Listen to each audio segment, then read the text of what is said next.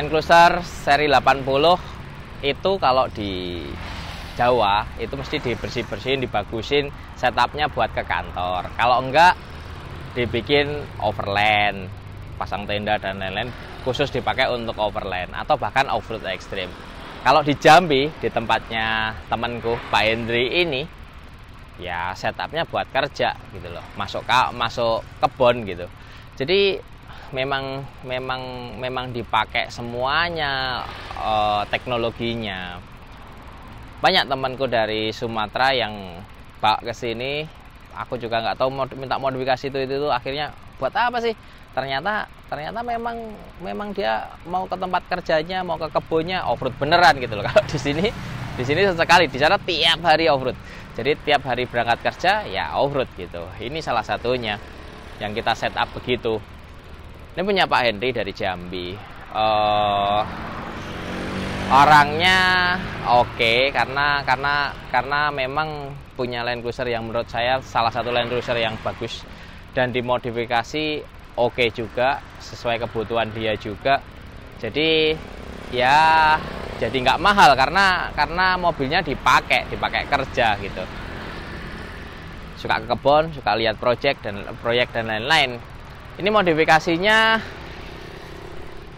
simple, good looking lah, tapi fungsional. Seperti biasanya, hampir semuanya seperti biasanya, cuman yang aku bahas adalah lebih ke kita memilih shockbreaker premium ya tepatnya. Jadi ada shockbreaker premium untuk Land Cruiser itu OME BP51 bypass shock yang bisa di adjustable, harganya murah, 30 jutaan kira-kira. Ada lagi King Shock. King Shock itu dibagi tiga macam lah. Ada yang emulsion kayak gini, non adjustable, ada yang emulsion adjustable, ada yang bypass shock. Cuman yang bypass shock itu aku nggak pernah pasang. Aku pernah pasangnya di JK atau mobil balap sering banget. Jadi dia adjustable juga, ribbon compression, kompres 1, kompres 2 gitu. Cuman yang lebih rasional secara harga adalah yang ini, yang emulsion, body 2,5 in, non adjustable. Kenapa pilih non adjustable? Karena toh di lapangan nggak pernah, jarang orang mau ngeklik kalau di Sumatera. Jadi kita setup sekali di depan, udah gitu loh, tinggal valving sekali, nitronya kita setup sesuai dengan bobot mobilnya dan pernya, udah cukup gitu, nggak pernah di setup lagi. Dan ternyata walaupun dia tidak bypass shock, tapi secara performa valvingnya itu menurut saya lebih oke, atau lebih satu step di atasnya BP51. Memang secara harga juga lebih mahal, hampir 50 juta sih ini. Tapi untuk pilihan budget yang teman-teman punya budget lebih dari OME BP51, bolehlah recommended dari King Shock. Nggak usah yang adjustable, yang non adjustable aja, yang penting setupnya bener. Sekali setup juga udah oke gitu. Travelnya lumayan karena mobil ini lift 2 inch, jadi lebih panjang dari travel standarnya dan sangat cukup dipakai untuk kosongan beban, maksudnya tidak ada beban gini. Kemarin dicoba dilutin sampai dengan 600-an kilo juga shockbreaker itu masih bekerja bagus. Nanti boleh dilihatin, sebenarnya kita pasang beberapa kali di Land Cruiser, cuman detail kemarin sempat detail bandingin dengan BP51, ya nggak bisa dibandingin secara harga. Tapi misal teman-teman punya budget lebih, bolehlah pilih ini. Ada lagi Icon, tapi Icon kita belum base tuning, lebih mahal lagi, tapi harusnya lebih oke. Nanti kita coba. Ini kalau cerita mobil, bumpernya depan ori, punyanya ARB. ARB sekarang nggak mahal karena sudah diproduksi di Thailand. ARB punya pabrik di Thailand, masuk ke Indonesia, jadi harganya jauh lebih murah daripada dulu. Bolehlah kalau yang depan original ARB karena dia di muka. Tapi modifikasi dikit karena nggak bisa langsung 8274 itu masuk. Pipa depannya harus dipotong, terus dimajuin gitu, dilas lagi supaya 8274 bisa masuk. Kecuali mau motong grill, tapi motong grill kan eman-eman, sayang gitu. Bumpernya sudah the best lah kalau ARB, secara look, secara performance, secara bobot, secara kekuatan dia untuk menopang Win 8274 sudah sangat cukup. Terus rock slider atau set stepnya ini custom karena kita mau beli yang ori ARB. Satu, dia terlalu tipis untuk menahan benturan beneran. Yang kedua, stoknya kosong, kita masih order dari Thailand belum masuk. Akhirnya kita bikinkan custom pakai pipa 1,5 inch yang tebelnya 3,2 mili. Jadi lebih tebal daripada punyanya asli ARB. Satu, karena biar lebih murah. Yang kedua, lebih kuat gitu secara set protector. Tapi ini knockdown, jadi dia bikin di Metalcraft knockdown. Jadi hampir 1:1 dengan bikinannya si ARB. Nanti kita lihat detailnya. Bumper belakangnya ori ARB, cuman juga yang belakang ini dapatnya hanya kita masukin kemarin, dapatnya hanya tire carrier. Jerigen holdernya nggak dapat karena kosong. Akhirnya jerigen holdernya kita bikin kopian juga dari Metalcraft.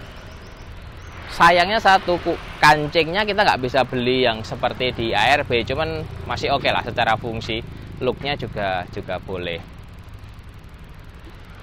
Luar lagi roof rack kita pasang flat karena kita pesen di ARB juga belum masuk, masih nunggu yang model baru yang flat untuk VX80.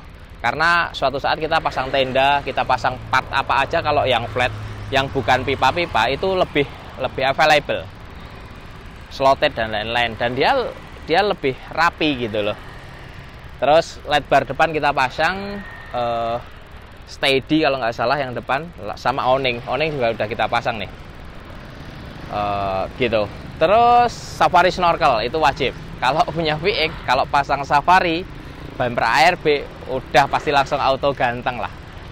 Pasang safari snorkel yang model baru nih. Ya, kalau yang lama kan kecil, ini yang model baru. Oke. Jangan lupa depan lampu spot lamp. Spot lampnya kalau VX80 jangan, aku nggak suka kalau pasang yang terlalu modern. Harus yang klasik-klasik gitu. Makanya ini dipasang yang PIA LP570. Selain harganya juga oke, kualitasnya juga oke, LED. PIA ini klasik banget, paling pas lah sama bumpernya si ARB. Sebenarnya ada yang oke juga, ARB Solis, cuman ARB Solisnya habis. ARB Solis sedikit lebih modern. Kalau pasang-pasang yang LED, yang modern-modern, bawa desain dan lain-lain, rasanya tidak cocok dengan bentuk bodinya si 80 series. Terus kaki-kaki karena bannya pakai 35, final gear 488 pasti. Pernya karena tambahan bobot ini kita pakai per 0/300 punyanya Pedors.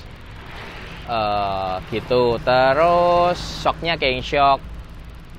Peleknya pakai metode MR702 ring 16. Jadi klasiknya pas banget. Menurutku metode MR702 paling pas buat 80 series.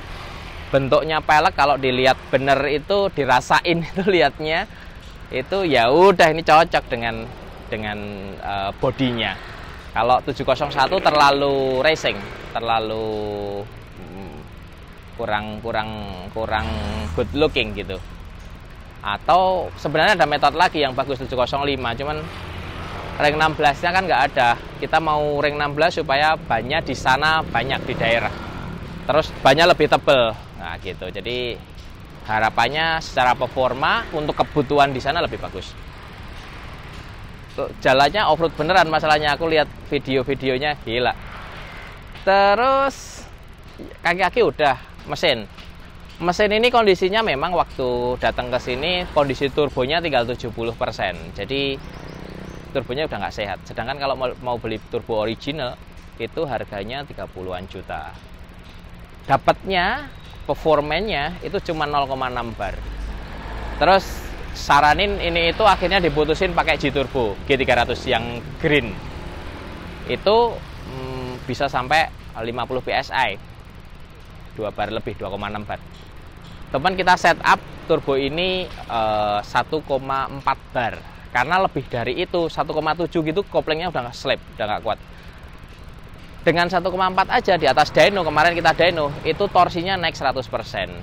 Harga turbonya juga nggak begitu mahal, 37 jutaan, selisihnya nggak banyak. Tapi yang lebih istimewa, dia itu sepooling di RPM bawah. Jadi kita ngegas di RPM 1500 gitu sudah 12 PSI. Kalau turbo standar 1500 baru 0,6 PSI lah kira-kira. Jadi kalau ngomong efisiensi bahan bakar, kalau kita mau efisien, kita ngegasnya jangan tinggi-tinggi, 1500 1700 RPM pindah gigi. Torsinya udah gede banget gitu loh, udah kuat. Ngirit banget mobil otomatis karena RPM-nya nggak tinggi. Cuman kalau pengen ngebut, polin aja. Pushnya naik sampai 1, tergantung kita. Kalau ini kita setup 1,6 speed. Speednya 1,5 tapi average-nya sekitar 1,4 lah. Itu harapannya long term, harapannya awet semuanya. Tentunya kalau ganti turbo pasti Bosch Pump harus kita upgrade. Sebenarnya nggak kita upgrade, tapi kita rekondisi ke kondisi yang bagus, sama regulating valve-nya harus bagus dia untuk menjaga tekanan solar gitu.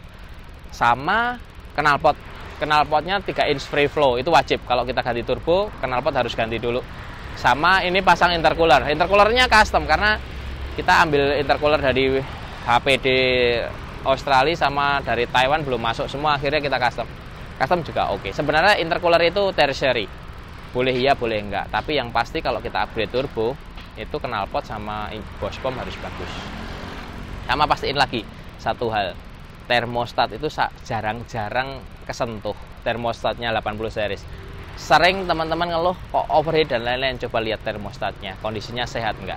Kadang-kadang karena nggak sehat, dia harusnya sudah buka, dia belum bukanya di suhu lebih tinggi karena sudah agak macet, jadi dia butuh tekanan lebih tinggi, akhirnya memaksa mesin itu lebih tinggi dulu baru membuka. Nah itu coba teman-teman kalau ada keluhan overheat, lihat termostatnya sehat atau enggak.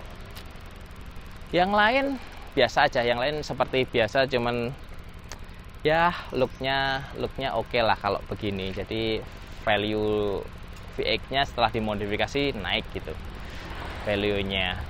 Aku sih paling seneng modifikasi VX begini, dan yang pasti sesuai dengan kebutuhannya Pak Hendri.